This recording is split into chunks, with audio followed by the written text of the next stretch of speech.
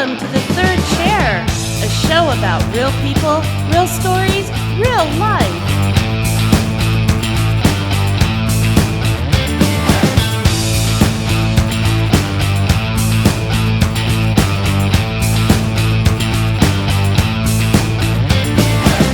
And here are your hosts for The Third Chair, Peter Grigg and Doug Bazeski. Doug, you know who's on the show tonight? No, I forgot the production meeting again. Yeah, you've missed a couple of those. Well, we're very It's a fortunate. weekly occurrence. A weekly occurrence. We have yet another filmmaker. Our next guest is a local filmmaker, screenwriter, digital media guy, and I like this, armed with a poet's pen and twisted sense of humor. Please welcome Rob Bowen.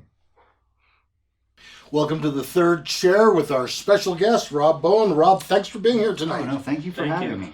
It's really great. As we mentioned in the introduction, Rob is a local filmmaker, writer, poet. I also noticed the twisted humor. We'll get into that a little later on. And first, let's talk a little bit about your childhood, because it's always interesting to hear the childhood stories of artists. I think there's always something in people's childhood that you see what sparked them to go on to pursue the arts. Yeah. Because let's face it, most normal people don't do that. No, I'm only kidding. You have to be a special kind of sick to want to do this to yourself. Yes, yeah. I agree. Yeah. Very good. So your parents were in the military. Did you move around a lot? Yeah, so my dad, like you said, was in the Army, and so every 4 years, pretty much, for most of my, formative years, those early childhood years, we were moving around. I was born in Germany, and because he was stationed there, but only for, I caught the last 2 years of that tour, and then El Paso, and then back to Germany, back to El Paso, so it was just this always kind of like moving around and shifting gears and starting over, because all your friends are gone, suddenly. Mm-hmm. And, back then you're a kid, you don't keep track, you don't write letters to each other, you don't do that stuff. You just lose track of the people you were, close with and connected to for years. So, yeah. Were you in Germany enough to learn to speak German?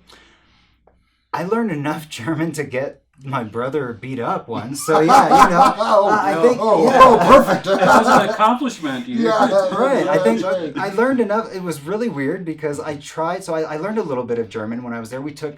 I was in an American military school, so we had a lot of.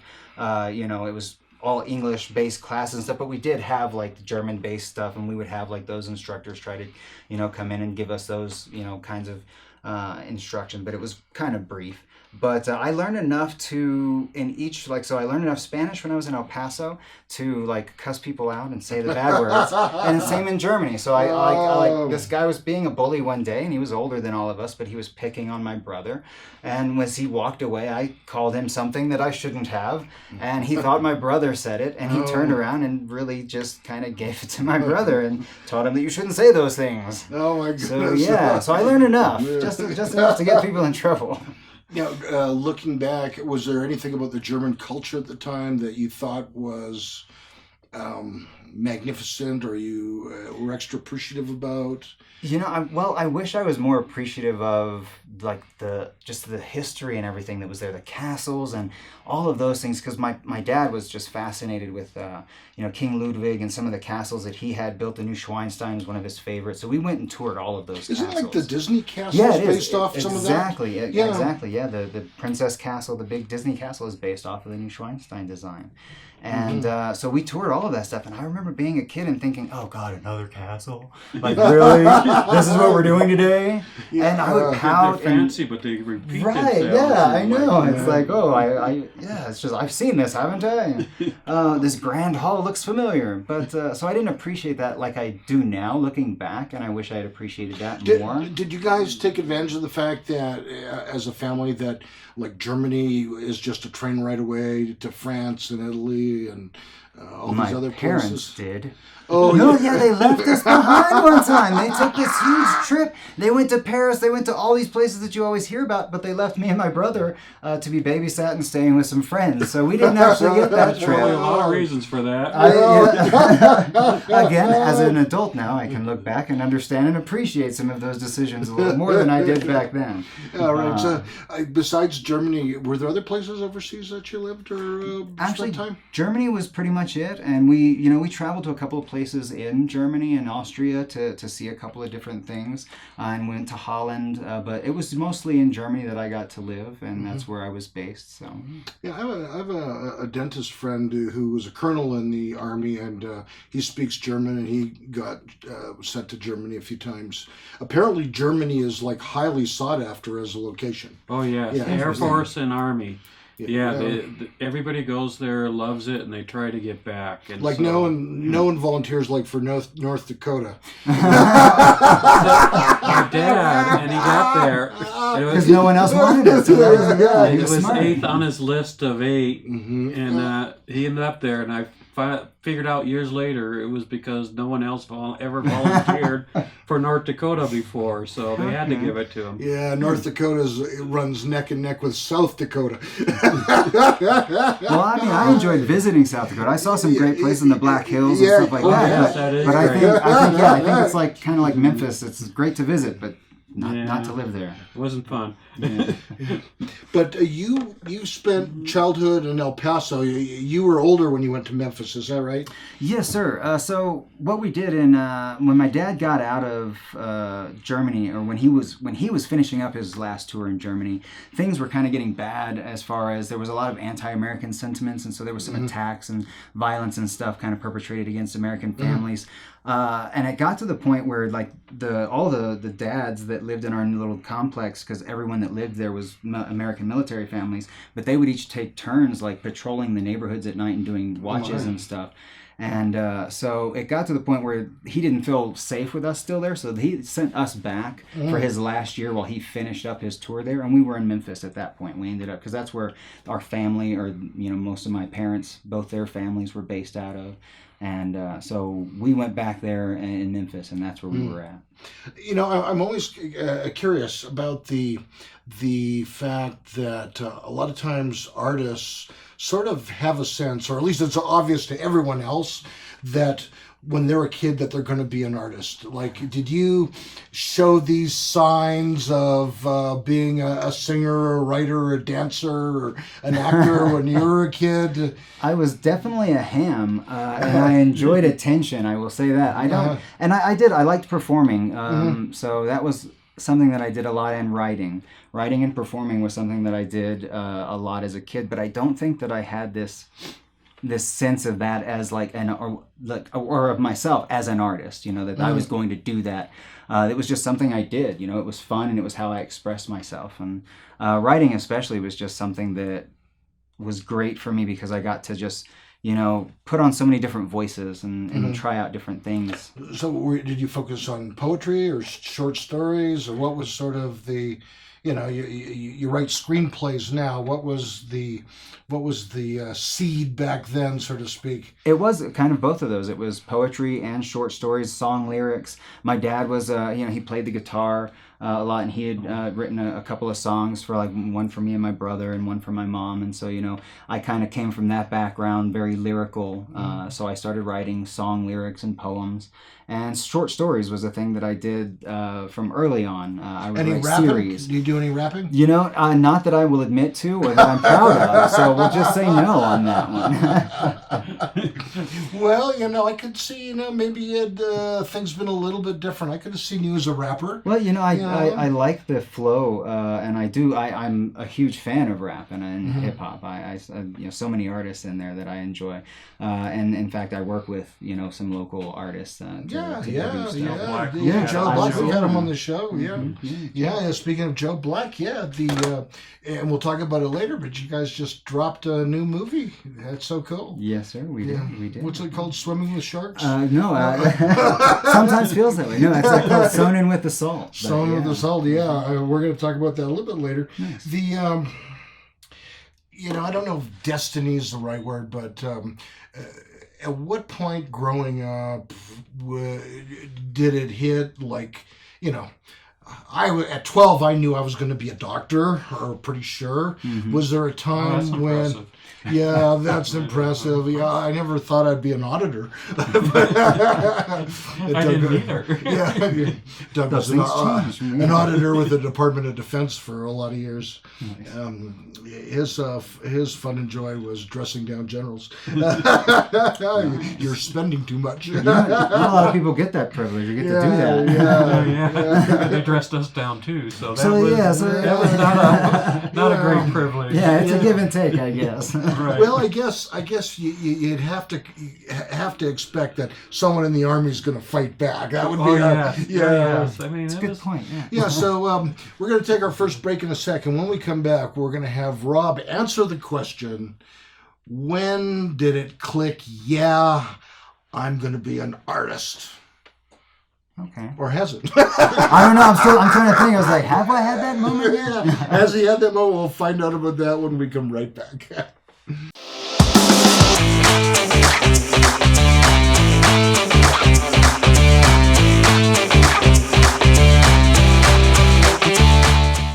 Hi, this is Peter Grigg on the set of The Third Chair.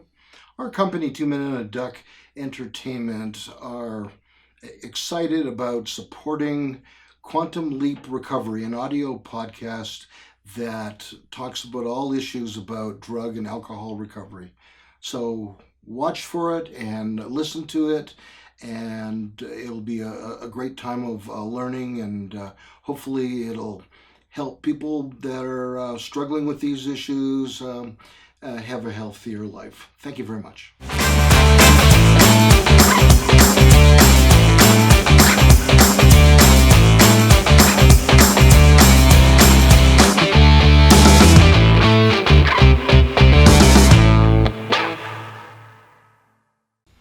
Welcome back to The Third Chair with our guest, Rob Bowen. Rob, thanks so much for being here. Hey, you know what? I just noticed that tattoo on your arm. Maybe you can show the gang. That's like the clapper, right? Yeah. For absolutely. marking a take and sound and that. That's how you know you're dealing with a filmmaker and a script writer that is total commitment to the craft. Well, and actually, this was my first functional tattoo because I didn't. I had a friend who was apprenticing and needed to do so many hours of black and white tattoos. I didn't have any ideas, but I didn't have this piece of equipment that I needed. And so I was like, well, you know what? I could just leave me a little blank spot so I can write with a little pen there, scene and take, and I can just use that as my own little thing and just mark my stuff that way. Yeah, and if you take a weight, you can just make it clap. That's right. And you didn't happen to get that when you were 12 or 13 when you were trying to decide you were 8 an years artist. old. So I was coming to it early. So. Real early. Yeah, That's right. Well, when we left off, I asked the question about, was there a time when I use the analogy, the switch was flipped when you knew, man, I'm going to be an artist. And the reason I asked the question is I think it's important for parents to listen to their kids if they say, I want to be a dancer, I want to be a painter, especially when they have that sense of that's what they want to do. That's the why I'm asking the question. So was there a time that kind of happened? I think I like I said, I was always writing and I was kind of performing here and there and in different ways. And so I think the more that I saw that happening and being supported, like going to schools where the drama program was actually active and being funded well or, mediocrely, as I think what most cases were, I think that I started to recognize the potential there and see that I could do that, and that could be what I did. And I think that, so it was around, those times when, in some of the later years of school, junior high, high school, that's when I really started connecting with the arts. and performing and acting. I think that's when I really got focused on being in plays and doing drama and stuff. So I think Did you do musical theater as well? I did, yeah. Well, I didn't do any musicals because nobody wants to hear that. And I think you didn't do a version of Oklahoma Clint Eastwood did? Honestly, I didn't. No, he did Paint Your Wagon. That's right. Paint Your Wagon. Wagon. Who did Oklahoma? Who did Oklahoma? That was Wolverine. Hugh Jackman, yeah. Oh, Hugh Jackman. Yes, Really? Hugh Jackman, Version? yes. Oh, wow. Wouldn't that be great if there was an Oklahoma version where he had like the Right. claws out? Yeah. Mad Magazine's probably working on that crossover now. So Yeah, Paint Your Wagon. Yeah, that's right. Boy, that was a young Clint Eastwood. But I love the movie, even though he does not sing very well. yeah, and that's unfortunately that happens a lot. You get those performers who they're chosen for their acting, but they're made to sing, and you're like, oh, why are you doing this? Don't. Yeah, maybe before the years where they could really do a high quality dub. Right? They could really convincingly mix the sound down. Because, I mean, the Buffy musical for that episode, Sarah Michelle Gellar talks about how she was the worst singer in the cast, but she had to be focused so much on, because she was the star, she was the lead character. And so they did a lot of work to make her voice she wasn't too what bad. it was. I saw that, yeah.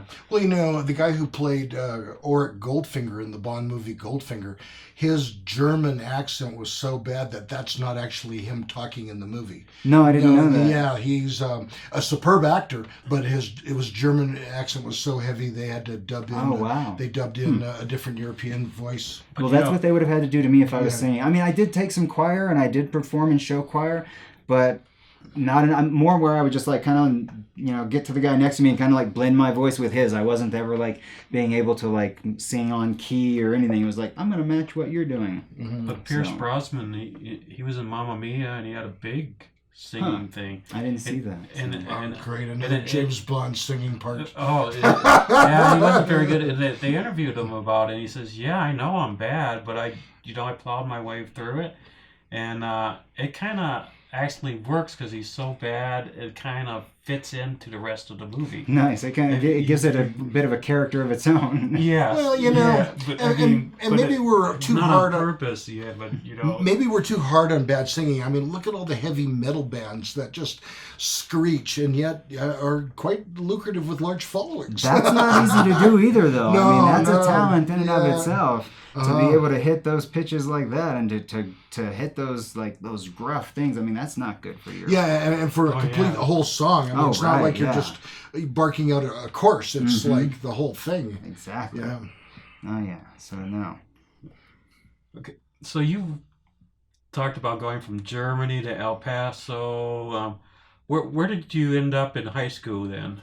So high school was different. So we actually ended up in a small town in Arkansas because we were my dad had retired by that point, and we wanted to move back to as close to they could get to their families and back home, which was Memphis. And as close as we could get to Memphis at that time was a little town in Arkansas up the highway called Blytheville, Arkansas. So how far was it from Memphis? it was about 55 miles. Okay. Yeah, it was about an hour. Area close to Memphis. Oh yeah, right in the northeast corner of the state. So. Maybe he didn't want to get too close to family. I don't think that's the case because we spent almost every weekend driving down to Memphis and just visiting with family and being down there. Did you enjoy that? I mean, I hate traveling like that. I hate being on the road. That sucked. I like being there and getting to see family and getting to engage with my cousins and get to be with them. Especially we would always take like big trips across country with my uncle and my cousins. So we would have those times together, but it was very rare that we would get to see everybody. So, it was nice to get to be back in that area and have that time. But when you're a teenager, you're making friends and doing stuff. You want your weekends to be there with your friends and to do stuff there, right. In your town, where you're at. And so I think I had a little bit of, teenage attitude and angst that came along with that. But, yeah. So did you act in high school? Did they have a good program there in Arkansas? They did. I will say it wasn't that well supported. I mean, the sports typically got, and as most southern schools would be, sports got where most of the funding and focus went. But we had an amazing teacher that I'm still in contact with today. She was my drama teacher, Ellie Robertson. She was Shout out for Ellie. Shout out to Ellie. She was amazing, and she really she gave me, she brought me in. I came in at the same time she did. Her first year at the school was my first year in the drama program, and there was a lot of kids who had been in the program before, and they had kind of clicked up. They had their clique, and they weren't really that welcoming or that anxious to have outsiders like us coming in and doing stuff. So having her be a new person as well in the program, into the program, she was just like, there were no relationships established. She was letting everyone in and welcoming all of the new people as well. And I think that really played into the fact that I was able to kind of like connect with it. I had a group of friends that was involved at the same time and in drama too, so that helped. But we had a decent program for sure. So did you act out any in high school? Were you a class clown or anything like that? Or turn this off, Mom. The statute of limitations has expired. That's right. I'm allowed to talk about this now. I'm an adult. I did. I wasn't. I still had a bit of an introvert, but I still had that element of hamness. I still liked to kind of act out a little bit, but I was very reserved in who I would act out around. So like to a lot of people that I went to high school with, they would know me, they probably wouldn't remember me, but to my friends, the people I was very close with and that I was like spending a lot of time with, I was like a completely different person. I was so open, I was so boisterous, I was so loud, and I was a lot of fun, in my eyes. So did that make you a leader of your friends at all? I don't think I was a leader. I don't think we had that dynamic. I think there was just I had the car. I had the car, and so I would drive everybody around. I think that's as much of a leader as I would be. Yeah. Kids today, they don't want to drive because you can't take someone outside your family in the car. Really? Yeah. Well, for a certain age, I don't know. Well, yeah, that's right. Yeah. I think it's either 17 or 18. Oh my gosh, it's gone that to that age now. Wow. Because I think after 16, I think I was allowed to drive with not someone in my family or not an adult, and at least that's how it was in Arkansas. Yeah, it's always kind of strange, these rules, because like on a farm in Arkansas, you can drive like this giant tractor that could destroy buildings if you ran into it, but oh no, you can't drive your friend in the car. Yeah. In a compact car. No, we don't trust you with that. Yeah, that's dangerous. The same thing is, it's always weird to me that the military bases, growing up around military, they were always allowed to drink at like 18 or, but, if they were off base, they weren't allowed to drink till they were 21. And it's like, wow, that's weird. Well, I lived on the North Dakota-Minnesota border, and when I was in high school, North Dakota was 21, Minnesota 18. So yeah. When I was in Arkansas, Missouri was sold to minors a little bit easier. So we would always come across the border to Missouri to trick them. Yeah. Well, since we're sharing stories, I was on the Vancouver-Washington state border. And so the two states went back and forth in terms of which age was younger to drink. So sometimes we would be staying at home, and sometimes we'd be going down to Bellingham or Blaine or Seattle and then back. Nice. Yeah. You were keeping it legal, so that's good. That's the way to do that. Yeah. And for a time there, even the Canadian dollar was worth more than the American dollar. There was a time, I remember that. Just by a nickel. Wasn't for very long. Hold it. We need to hold that thought. All these drinking stories, and we're going to talk about college, which absolutely also feeds into that, I think. Yeah, feeds into the... Okay, college, when we come right back. I tell you, you saw nothing in Fukushima. Nothing at all. But I did. I saw everything. You saw nothing in Fukushima. I remember Fukushima. You know nothing of Fukushima. I was there for a couple days. I got a lot of footage. I saw Fukushima. Do you want to see the footage again? No thanks. I've seen the footage. But you haven't seen Fukushima. I'm getting the footage. There's no need. You fuck my wife? What? Miss Braun, if you're nasty. AR-15 for Youth of America? The game is already in progress. I don't want to play anymore. How could you disrespect a game like that? I don't even recognize you anymore. Hands up. Don't shoot! I think I dozed off. What class is this? Quel Américain typique. Why the sad pony, Tony? You look like you've been caught stealing a typewriter. Why did you call me Tony? Because it rhymes with pony. Wake up! Wake up! Wake up! I don't think that baby is real. Yeah, I've got nothing. Welcome back to the third chair, and we have our guest Rob here, and he is going to talk about community college and in your high school, and you received a scholarship to go to community college to do acting, and why did you pursue that, and how did that happen? Well, honestly, it came about by accident. While I was doing plays in high school, there was a local community college in town as well, and they needed actors for a couple of plays that they had going. And one of my friends who I was doing stuff with in high school, he was taking some extra classes there because he was like one of those students who was like on top of his stuff, and he's like, I'm going to graduate early and do all of this. And I was like, I'm going to graduate whenever they tell me to, as late as possible.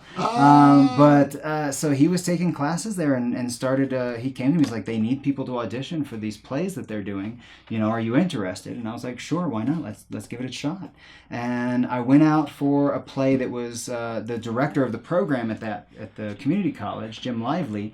He had written this play, so I auditioned for that, and I got one of the comedic, side character parts. And unfortunately, the play never materialized. Like they had issues, like the main actor dropped out and other things, and so they just couldn't make it happen, and they ended up canceling the production. But Jim came to me and he said that based on what we had done, the work that we had done in the few weeks that we were together, he said, if you ever want to, come, here and study acting, I'll give you a full ride, full scholarship for it. And I was like, all right, let's do it, man. Let's go for it. Wow. So I know we've joked about this, but I'm sure at the time it wasn't as funny. Can you imagine being promised a scholarship in something like, say it's mathematics, and you get there and they say, sorry, the math thing is folded, but we're gonna let you do like basket weaving instead. It's weird that you mentioned that because I know exactly what that's like. Tell us about that story and how you dealt with it. Actually, I was on a 2-year scholarship. They full ride for the 2 years, and 1 year into the program, Jim was moving on to go pursue his PhD. He was actually going off to I think Ohio and leaving the program. And I was like, oh well, that sucks. And for many reasons, Jim was awesome. I loved him. I gave him an homage. There was an homage to him in one of my films from last year. Wow. Because the day he left, his last day on campus, I went to his office and I stole the nameplate off of the wall that has his, it was his, office nameplate, Jim Lively, and I stole that from the school because they stole from me. And it's been over 7 years. That's right. So I can statute of limitations. We're okay on that. Mr. DA, that's right. Think about it. So and they were like, the school didn't want to replace him. He had kind of left a sour taste in the administration's mouth because he did plays and did things that they necessarily in a small town in Arkansas weren't too happy with. And so the fact that he would always challenge them, they basically came in, and I was told this by the person who would be my next advisor, that the administration wanted to get rid of all ties to that old drama club. They wanted to erase all memory of that drama club. I was the president of that drama club, and he's telling me this as if I guess he didn't know that. And so I was like, wow, they don't want me here, do they? And so they didn't replace him, and they were like, what we're going to do is we're going to put you in a painting program, in a painting class, to finish out your year, and you just have to go and take these specific classes. And I was like, I'm not a painter. I don't know why you want me to do this. This doesn't make any sense. And so, I once that connection to the program that meant something to me was gone, so was my drive and will to finish school. And I actually dropped out. I didn't finish that degree. at that time. So yeah. Now, that was before the movie Purge, right? Yeah, but I bet you sort of had similar feelings. Well, yeah, I was very upset. Naturally. Sort of some early cancel culture, perhaps. Yeah. Oh my goodness. It was upsetting. And again, like I said, there was like a family. There were so many of us in that program that had done so many plays. We had done so much stuff together at that point, even in just that year. That's where I met my wife, and through that program. And so, I mean, you were taking our dad away from us, in that sense, and it so much just fell apart, for me after that. Did that make you rethink the whole artist acting thing, or how did you deal with that at the time then in terms of processing that? I think that it didn't necessarily make me lose my drive for that. It made me lose the idea that I had to do it a certain way. And I was already kind of breaking from that a little bit, because I had some instances when I was younger when I would like show my poems, to my dad or to one of my teachers, and I wouldn't get any kind of like, as a kid, you're looking for validation, you're looking for praise, and I wouldn't necessarily get that. I would get like, comments on how I could correct this or how I could make this better. Or like my teacher, she gave it back with like red ink all over the damn thing. I mean, she gave me back a poem I had written corrected. Like I had turned it in for a grade. And it was like, wow. Oh, my goodness. I think, this was just yet another thing. The administration didn't like what we were doing. And I was like, I don't want to keep making art for the establishment at that point. They were part of that. Would you say that that's sort of kind of where the whole indie filmmaking thing is as well? Sort of a rebellion of sorts against Hollywood and the way it has to be done? I would definitely, I don't even know if it's a rebellion against that as much as it is just kind of taking back access to something that everyone should have access to, storytelling and filmmaking, but we make it so expensive and so outrageously, kind of costly to get involved in and to participate in the right ways, to send stuff to festivals. But there's a culture, there's an etiquette. You write a feature film, you send it to somebody. Maybe you have an agent, maybe you don't, and it goes into this black hole. And maybe someone calls you. Usually you don't. You have no idea what's happened. There's this whole, this is the way it's done, I can definitely see that, especially because you hear of scripts being bought just to be shelved because they don't want it to compete with something else, another property that they're already making. Yeah, so I can definitely see that happening where it is a response to saying, no, I'm going to do this, I'm going to do it my way,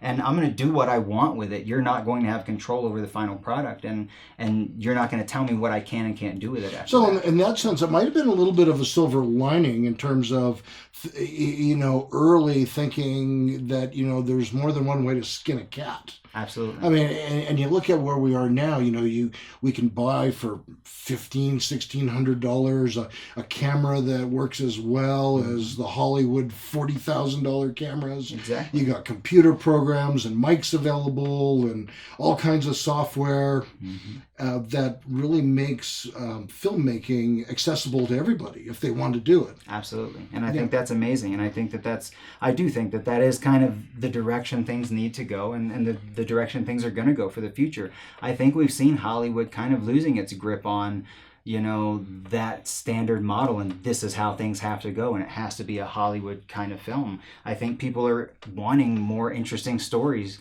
and wanting stories told in different ways, again, that don't follow that formula, that they can predict or that they're gonna, figure out halfway into just because they know that, they only put out this kind of film.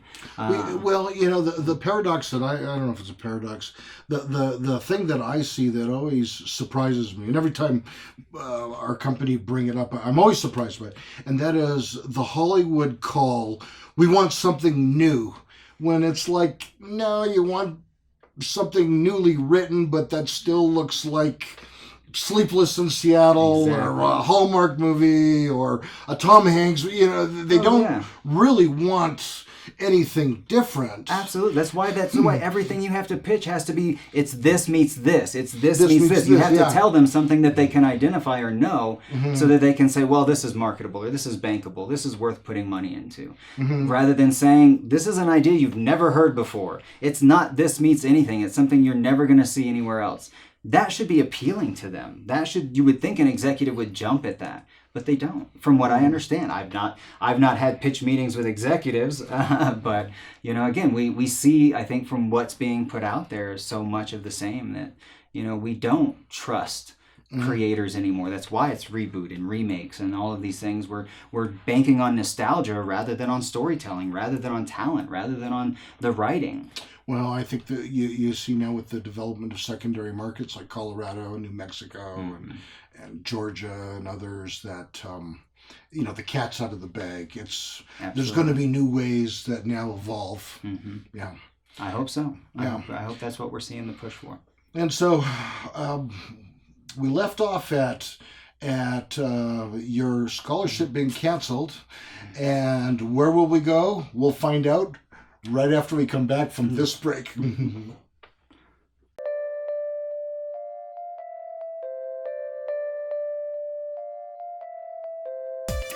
There's been a breach. You sure he went inside here? Yes, ma'am. The team tracked him to this location. Out of all the fucking buildings, right?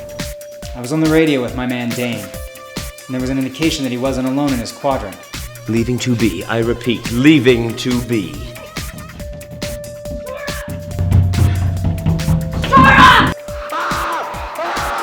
Dane? Dane! Go fuck me. Regroup my ass. This reeks a retreat.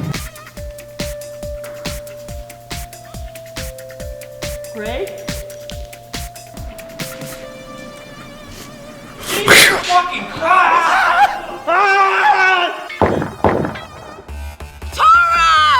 Most of the level 4 threats have been cleared. Several of the level 5s. And the 6? They sound pretty elite to me. No way you get here in time to contain this. Wait. Talking about us? Still in there. Yeah, fuck that, dude. Just fuck all that.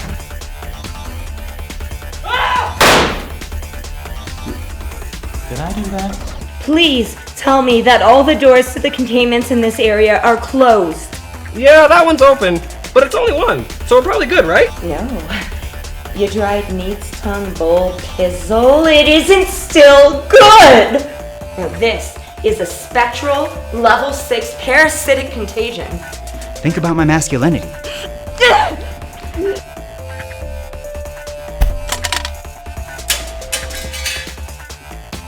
Hey! I've got a visual on the hijack! Penis? It's here. You don't shoot unless you're guaranteed a headshot. Unless you want to be the next one to be hijacked. Not my best day.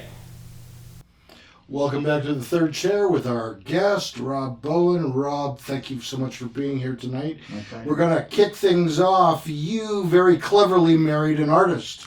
I did. Yeah, and so Doug is going to inquire about that. Well, most important, you kind of mentioned it earlier. You were in the same acting class in college. Indeed. But how did you meet? I mean, it was actually it was we met on stage during a production. It wasn't a class yet that we had together. It was just we were doing a play, and she was cast as well. And so yeah, we met that way. We met on stage. The first time I saw her was she was walking on stage, and it was just like, oh. So, and it may have been the lighting on the stage, but I swear it was her. But you know. Shut up. Yeah, you fell in love and right away, and everything went smoothly, right? Smoothish. There were some rough edges, I think. Like with most things, she was. For instance, engaged to somebody else. Yeah, that kind of puts a bump in the road. It does. It does. It creates some roadblocks, especially if you are trying to be, a good person and not trying to like impede on people's happiness, and you don't want to cross any lines, which was kind of where I was at. I was very reluctant to kind of express how I felt.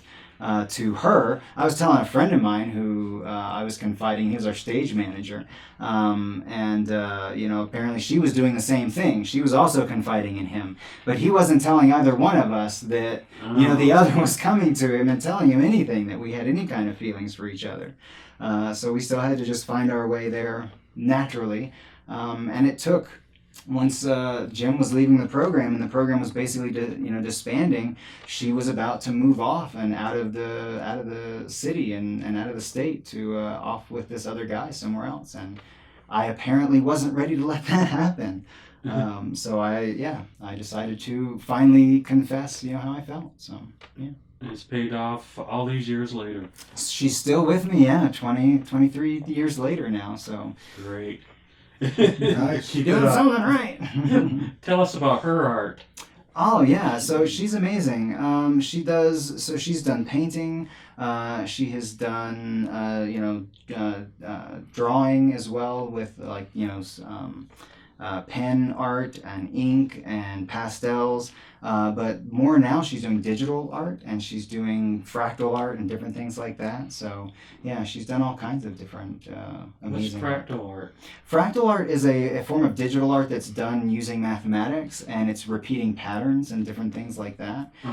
So you end up with these images that, again, are very rich and have lots of repeating elements and kind of like look similar in different places and can kind of like be a mosaic repeating over and over again. Do you have to have a background in computer science or mathematics to do that? You would think so. She actually found a program that kind of teaches you the specifics of it, and you have the different flames and you get to kind of manipulate them. There are people who do it strictly through mathematics and they do it through the equations and things like that. I don't know how they do that, but so she does it a little bit differently with the program Apophysis, which makes it nice and fun. So yeah, the program Apophysis. Yeah, it's a free program, so you can all check that out. So be your own artists. Mm-hmm. I am a tutor. Yeah, do it. It's fun. It's good stuff. You know some math. You're a doctor. There you go. Very well. Just how much I'm charging you for that visit. That's important math. That's important math. So you're married to an artist. Now, some artists say it's not good to be married to an artist, and some people say it's great. Right. So how do you function being married to another artist? I think it's great. I know that, again, I get where people might think that it would be beneficial for one of the two members of the couple to be more grounded in reality and have the proverbial feet on the ground and all that kind of stuff and not head up in the clouds and have like a solid, steady, income, whatever that's like. But, I think that there's a lot to be said for both of us being in that creative space and knowing those ins and outs and being able to kind of accept those things that artists, typically need or do, or the difficulties of being with an artist, because we're not always the easiest people to deal with. We're very emotional people. I don't know where it comes from, but something about the way we tap into ourselves and bare our souls all the time. I don't know. It makes us emotional every now and then.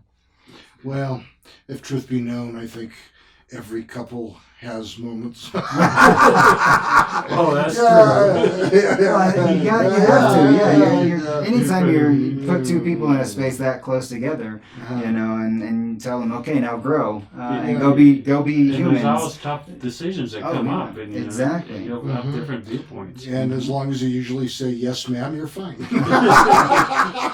And you have a military background, so. As a military, see, you learn from your That's father. right, yeah. Yes, sir, we did. I know that well. Your wife has some challenging medical issues too. Yeah. How does that affect your artwork and your marriage? It doesn't really. That's going to affect everything that stems from that. So like every bit of that relationship that goes into my art, or every bit of myself that goes into my art, there's probably going to be threads that connect back to some of those struggles and things that we went through. I think it was a big awakening and eye-opening experience for me in many ways, and especially as a husband and as a cinephile who grew up thinking, well, love is all you need to make things work, and if you have enough love, every relationship's going to be great and roses and work out. And no, I mean, Hollywood does us a disservice in that sense. Relationships take a lot of communication, a lot of work, and a lot of understanding. And when you have one of you who deals with a lot of chronic illness and health issues, I think that the most important thing that you can learn from that is that it can't be, that they have to take precedence and priority. You know, they have to be the focus.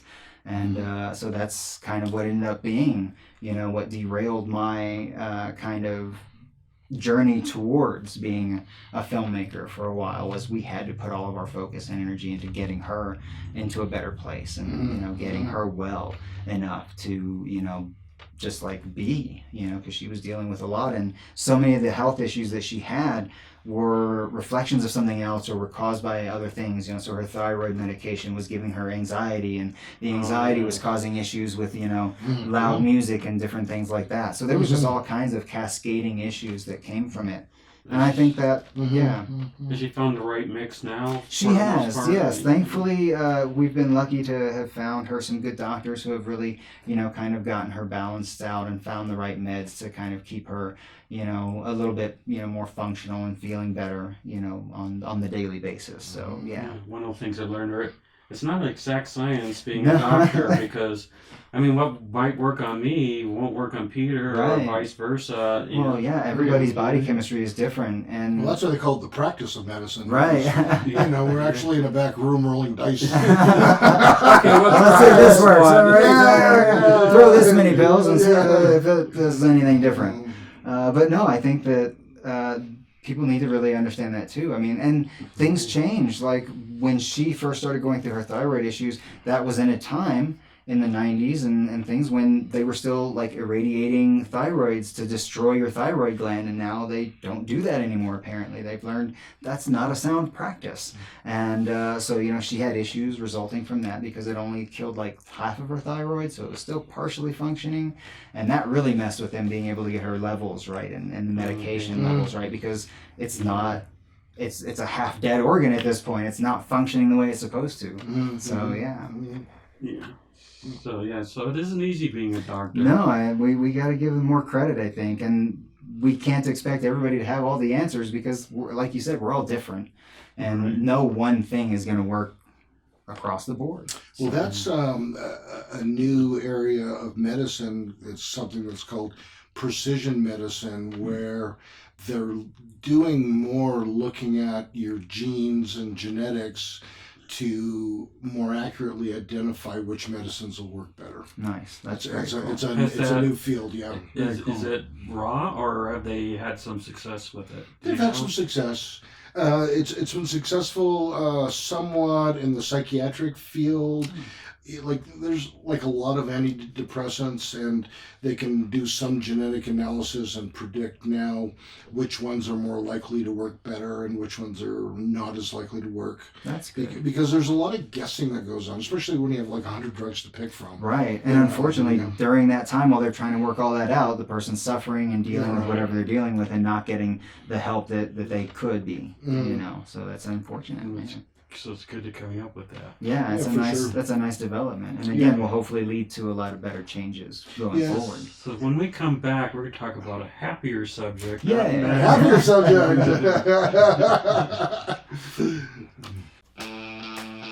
We'll get back to our guest in just a moment, but do you have a story to tell? Would you, yes you, like to be a guest on The Third Chair? Send us an email and tell us about yourself and your story. And please follow us on social media. Now back to the episode. Welcome back to The Third Chair with filmmaker and artist, actor, writer, poet, twisted humor guy, Rob Bowen. Rob, thanks for being here. Oh, thanks again. So, two quick questions, actually three. First one, are most of the short films you've made available on YouTube? Actually, all of them are. So, is there a YouTube channel? What would someone go to? Actually, if you look up "What's a Budget," all one word on YouTube, "What's a Budget?" Yeah, that's where we live. That's where all of our films are. Even what'sabudget.com, you can go there, and I link to our YouTube channel there and the different playlists that we have of all of our films. So we've always tried to just make everything that we've done available to everybody. So awesome. And then I know you've made quite a few films. Let's just talk briefly. One or two of your favorites that you've made, like in 2021, 2020. Okay. I think. And why? Yeah. I think for 2020, I think some of my favorites of what we've done recently, and been blessed to put out a lot of content in the last little bit, in the last year or so. I think the first film that we shot in 2020, Akhlatev, is probably one of my favorites that we've done to date. And not only because it meant so much to me, I was dealing with a lot. My wife and I, we never had kids, but we had cats. We had 4 of them, and we had them for 20 years. They were part of our family. And when we lost our last one in December of 2019, that broke me in ways I wasn't ready for and I wasn't prepared for. Losing the others was hard, and in so many ways, but losing Tara, because I guess she was the last of them, and she was like my lap cat. She slept with me, she slept nuzzled up against me. Losing her was really hard, and I wasn't ready for it. Are cat lovers going to cry if they watch this movie? I don't think so, because I think I buried the metaphor enough so that they won't know. I think they'll just be more like, what the hell is going on here? Because it's very Lynchian, and that's another reason I love it. I love David Lynch and his films, and the surrealism that he comes up with, and the meaning that he's able to just, pack into his films is just breathtaking and mind-blowing for me. So I really wanted to do something that was very Lynchian, and that film is probably our longest short to date. I think it's just over 40 minutes, and because of everything that I guess I had to process and work through, it ended up being a little longer than most of our short films. But that one is probably my favorite to date, I think.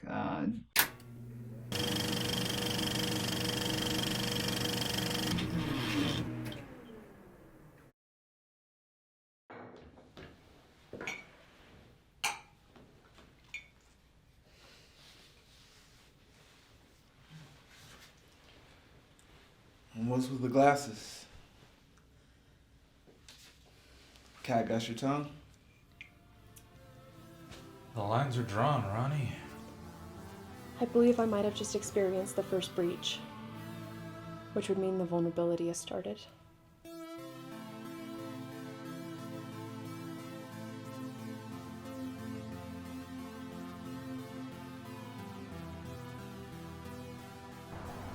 You're not from around these parts, are you? I'm from Missouri, so no, not from around here. Yeah, it's on progress. No, I don't think she understands. They'll be here soon. Who is they? Stearns, tell me what you know. I will take it from here. You have done your parts.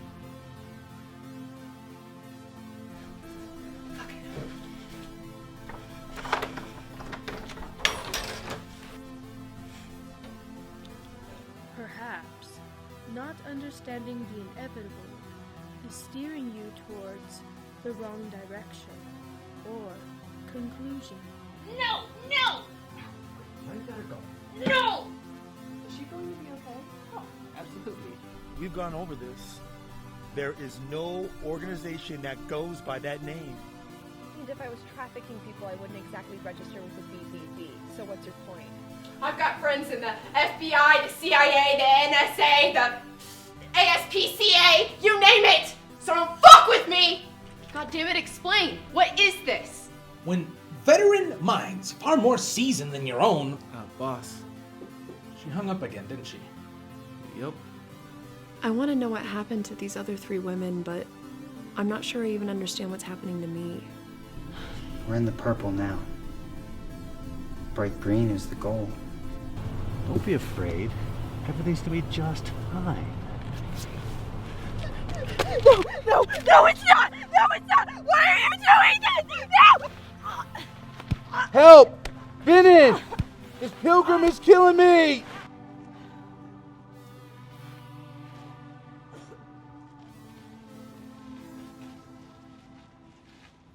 The Flu, we made that one in 2020 also, and I love satire. I love being able to, gallows humor, really appeals to people with depression and things and trauma, people who have experienced trauma.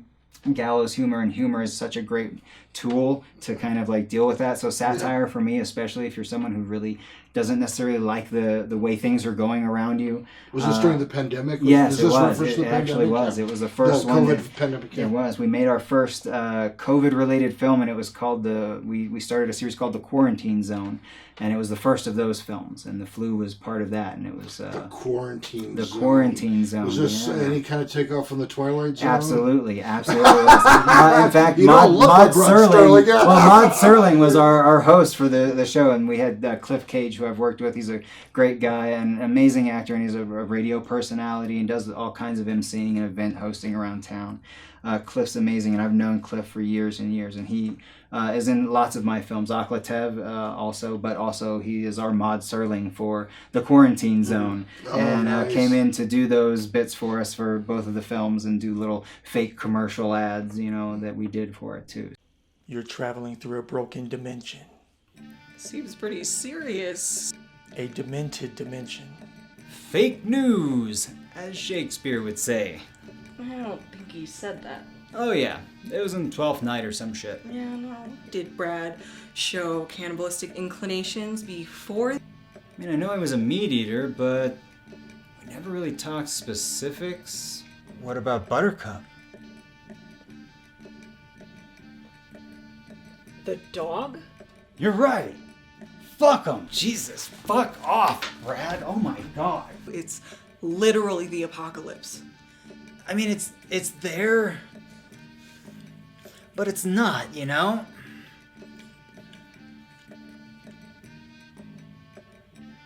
Next stop, the Quarantine Zone.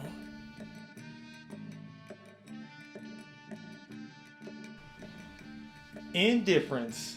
Get some today.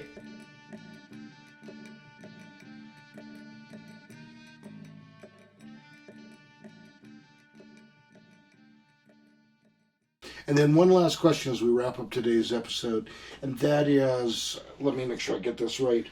What would you say is a common myth about filmmaking? And speak to debunking it, if you will. Okay. I think one of the myths is that it's, again, you can't do it if you don't have X, Y, and Z. If you don't have this kind of camera, if you don't have this much budget, if you don't have this much or this or this or that. And I think that's the myth. We can tell stories visually with so many restrictions and with so many limitations and still effectively make that medium work for us. And I think that one of the things that we have sought to do with What's a Budget Films is to kind of show that again, we've done all of these films with no budget, with as little funding and backing as we've been able to manage and scrape together, and we still make, from my perspective anyway, I may be biased, but we make effective short films. Sure. We've had some good stuff. Now, in all fairness, so you I know you've had a grant before.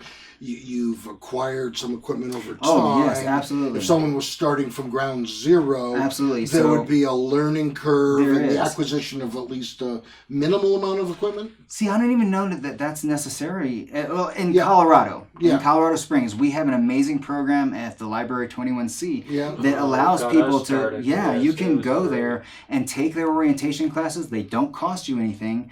And you're trained to operate their equipment, and then you can check out that equipment, and that's professional grade equipment. That's higher level than what I've bought, and I'm using them, just for my productions. And you can check that out and just you can rent their studio. Yeah, you can rent book their studio. Book their studio. They've got green screens. Absolutely, They've light got an audio kits. booth. Yeah, they've got everything you could need to make your stuff effectively and to tell your stories. And I think that's an amazing thing too. And I know that's not a program that's shared widely across the U.S. Hopefully we will see more of that and taking off. Program. It really is, and it does. It gives accessibility to so many people. And you mentioned they have to do this or they have to get a camera.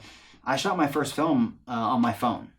Most people, their smartphones nowadays have amazing cameras. I mean, I have a 4K camera on my phone. I had a 4K camera on my phone before I had a 4K camera for making films, and before I got my Blackmagic. Yeah, that's a really good point. It is. Great. You're sure? Yeah, and I think that's key for people is use what you have available and make the most of that.